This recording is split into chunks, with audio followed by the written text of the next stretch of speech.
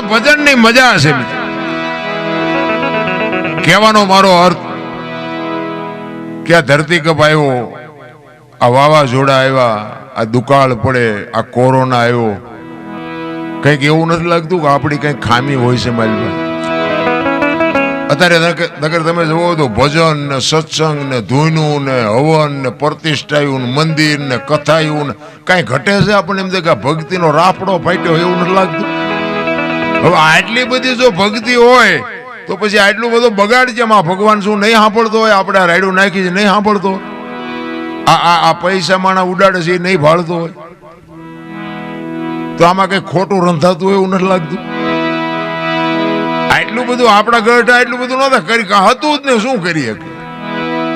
પણ તોય આવા રોગ ને આવા ધરતી કપ ને બાપુ આવું આવ્યું નથી. કાંઈક ખોટું રંધાય છે, કાંઈક આપણે વિચારવાની જરૂર તો છે.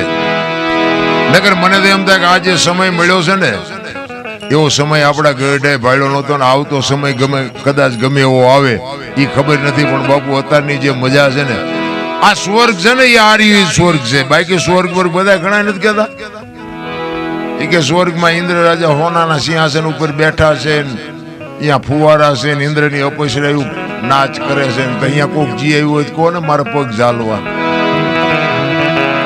કોઈ જી આવ્યું નથી ને કાંઈ કોઈ સ્વર્ગ ભાડ્યું નથી. આ રહ્યું ને એ સ્વર્ગ છે, બાકી કાંઈ છે નહીં.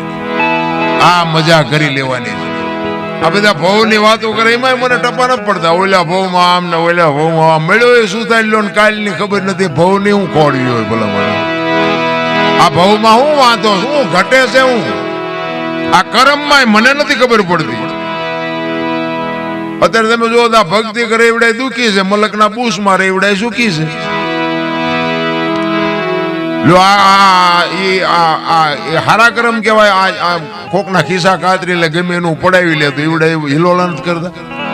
દ આંગળા વીંટ્યું હોય 40 લાખની ગાડી લઈને નીકળે આપણે એમ થાય કે ઓલું બૂસ માર્યો દીવડું એ છે.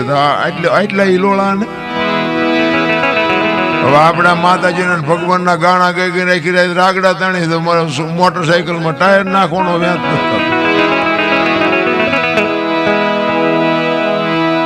પણ કર્મે લખ્યા કિરદાર કોઈ દી સઠી ના સુકે નહીં. પછી હુનર કરો હજારી આખરે આડા ફરે. અખિલ બ્રહ્માંડના માલિકને તમારું અને મારું જેને સર્જન કર્યું હોય, આખો વિશ્વ જેને બનાવ્યું હોય, એ કૃષ્ણ પરમાત્માને ખબર ન હોય કે આ બેસ તો ભીલ મન બાણ મારશે ને ખબર ન હોય. કરમ જો બાપુ એને ન છોડતું હોય તો બૂસ માળવા વાળાને શું, પણ તમને મને કોઈને નહીં છોડે.